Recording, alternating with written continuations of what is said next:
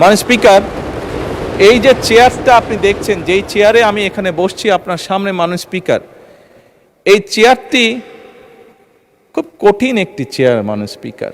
এই চেয়ারটি দেখলে মনে হয় বসতে খুব আরাম, আসলে মাননীয় স্পিকার মোটেও আরামের না।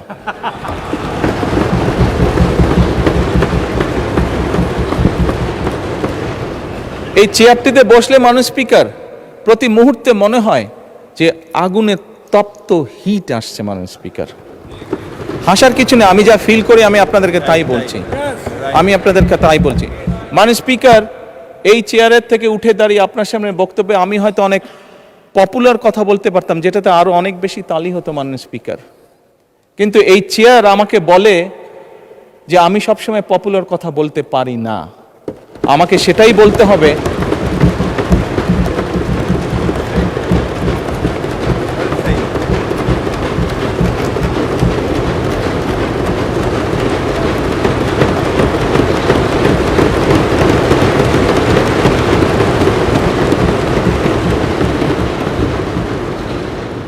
মাননীয় স্পিকার, একজন রাজনীতিবিদ হিসাবে আমারও তো ইচ্ছা করে পপুলার কথা বলতে, যাতে জোরে জোরে তালি পায়, কিন্তু এই চেয়ার প্রতি মুহূর্তে আমাকে স্মরণ করে দেয়, no, you have to take the right decision, not the popular decision.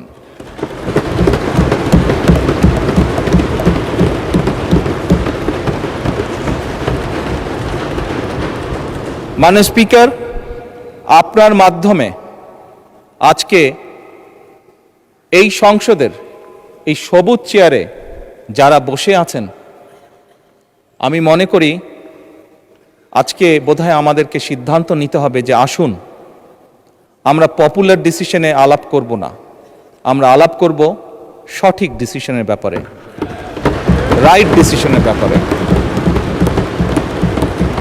মাননীয় স্পিকার, আজকে এই সংসদ অধিবেশনের শেষ দিন, আজকে অধিবেশন শেষ হয়ে যাবে।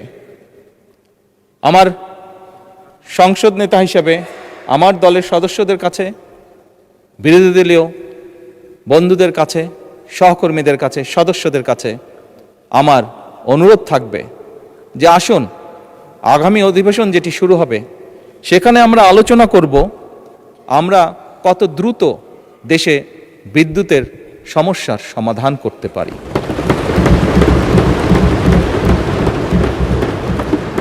মাননীয় স্পিকার, আমরা আলাপ করতে চাই, আমি আলাপ করতে চাই আগামী সংসদে কত দ্রুত আমরা কত বেশি সংখ্যক মানুষের কর্মসংস্থান, দেশেই হোক বিদেশি হোক, তৈরি করতে পারি।